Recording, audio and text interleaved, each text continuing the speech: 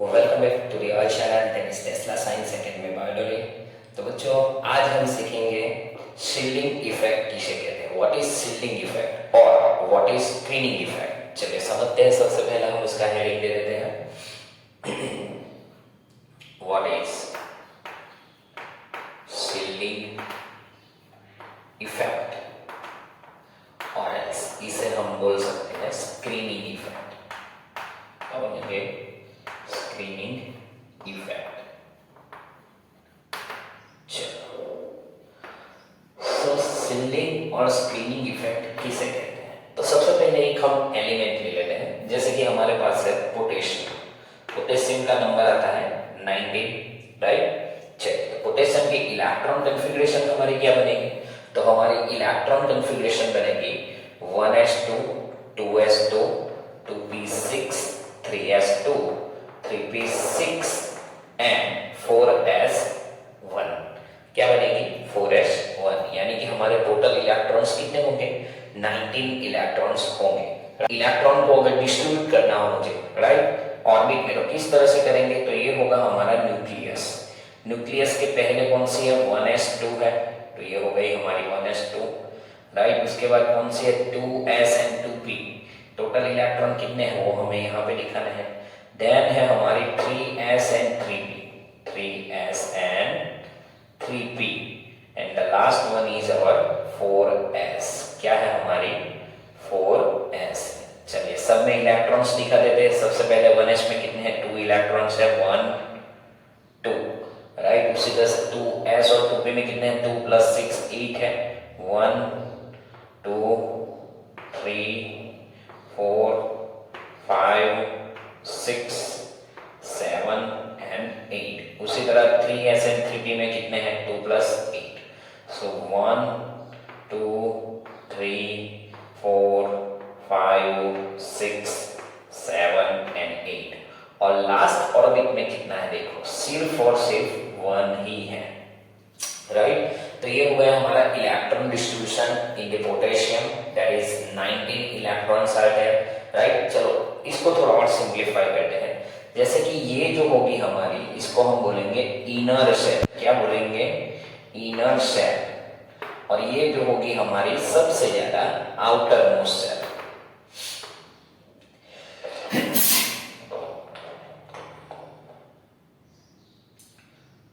क्या बोलेंगे इसको? Outer shell, right. चलो, आउटर सेल या फिर आप इसे वैलेंस सेल भी बोल सकते हो। क्या बोल सकते हो? Valence shell, right. ये वैलेंस सेल भी हमारी हो सकती है, राइट।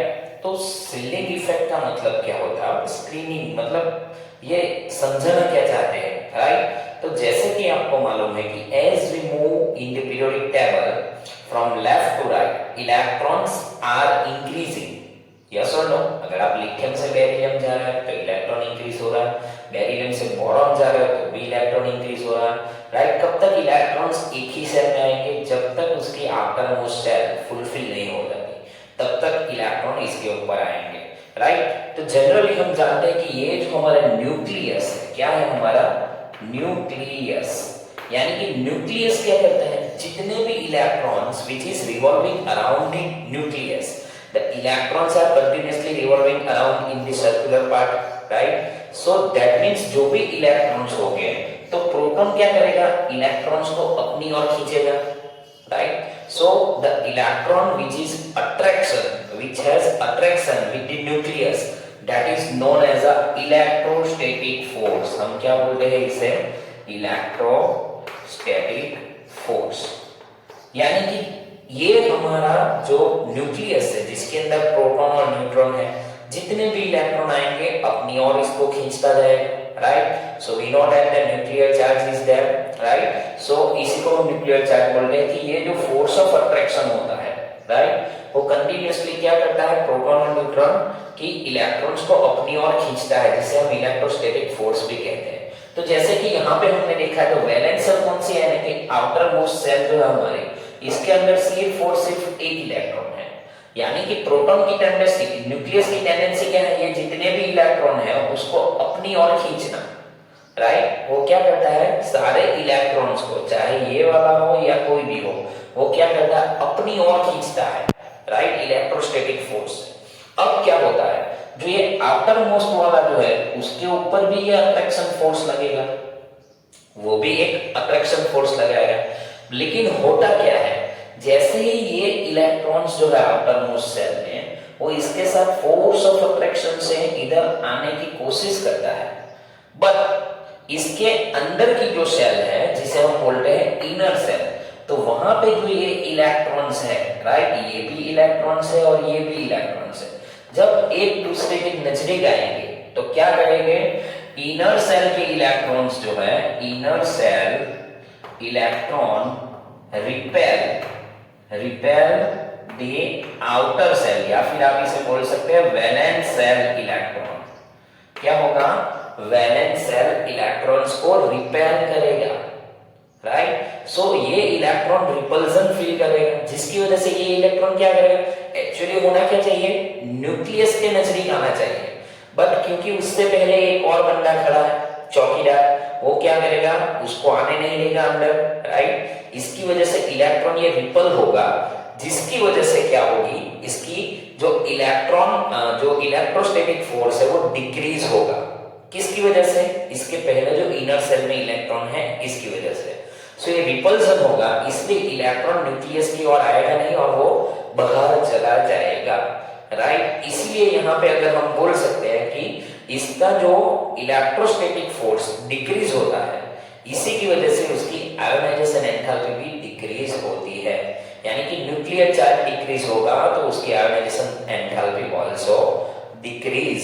सो इसी की वजह से ये जो है इसको हम बोलते हैं सिलिंग इफेक्ट, यानी कि ये जो इनर सेल जो है, राइट, अपने प्रोटॉन और न्यूक्लियस को प्रोटेक्ट करता है, किससे, जो बाहरी आदमी आते हैं उससे, यानी कि जो बाहरी इलेक्ट्रॉन अगर अंदर आने की कोशिश करेगा तो ये अपना एक शील्ड बना देगा।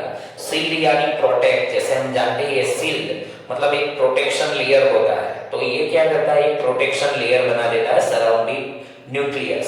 सो that's why this electron can not come closer to the nucleus, और वो यहां से ही रिपल्स होके चला जाएगा। अंडरस्टूड, यानी कि inner cell is known as a shield, that's why this effect means repulsion of valence cell electron, that is known as a shielding effect। और ये स्क्रीनिंग यानी कि ये स्क्रीन बना देता है, राइट, इसलिए इसको बोलते हैं स्क्रीनिंग इफेक्ट। अंडरस्टूड। सो अगर हमें इसकी डेफिनेशन लिखनी हो, राइट, तो किस तरह से लिखेंगे, एक और पॉइंट में अगर हमें लिखना हो तो क्या होता है, फोर्स ऑफ अट्रैक्शन डिक्रीज होता है, किसका, वैलेंस सेल इलेक्ट्रॉन का, किसकी वजह से, रिपल्सन की वजह से। तो यहां पे हम लिख सकते हैं attraction force is less than the repulsion force, this is known as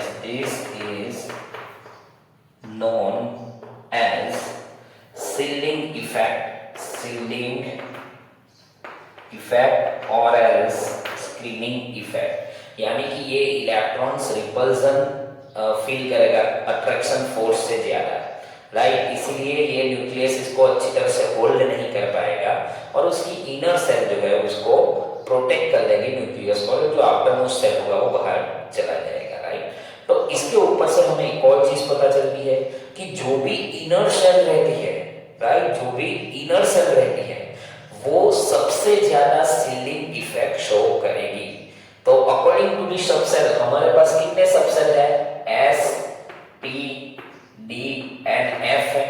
तो सबसे ज्यादा क्लोजर कौन होती है न्यूक्लियस से, एस सेल, यानी कि S has the highest shielding effect, S orbital, उससे थोड़ी कम पी की, पी से थोड़ी कम डी की और डी से कम एफ की, यानी कि सबसे कम किसकी होगी, हमारी एफ सबसेल की शील्डिंग इफेक्ट सबसे कम होगी क्योंकि वो आउटर मोस्ट सेल है। one more thing that you have to remind, if the numbers of electron is increased then the shielding effect is also increased। Valence electron नहीं, numbers of electron increase in inner shell, right, then the sealing effect is also increased. So if we want to write, then we can write if number of electron increase in inner shell orbital, then sealing effect is increase. क्या होगी? sealing effect increase हो जाएगी. Understood? Got my point? Right? So this is called sealing effect or screening effect. Right तो अगर कोई आपको उसके order पूछ रहा है कि कौन सी ऑर्बिट जो है सबसे ज्यादा सीलिंग इफेक्ट शो करती है, तो आपका आंसर होगा एस ऑर्बिटल, क्योंकि एस जो होती है बहुत ही क्लोज होती है न्यूक्लियस से. सो जितनी क्लोज होगी उतना ही फोर्स ऑफ अट्रैक्शन ज्यादा होगा, और जितना फोर्स ऑफ अट्रैक्शन ज्यादा होगा उतनी ही आयोनाइजेशन एंथैल्पी हाई होगी. तो क्या आप मुझे बता सकते हो कि ये जो है आउटर मोस्ट शेल, उसकी आयोनाइजेशन एंथैल्पी कैसे हो जाएगी? डिक्रीज होगी कि इंक्रीज सीलिंग इफेक्ट में?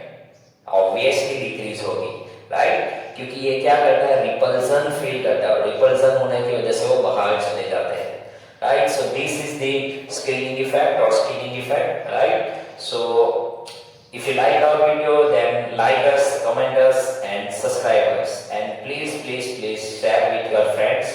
And yes, if you have any doubt, then share your doubt in comment section, so I will make it clear your doubt, right? So thank you.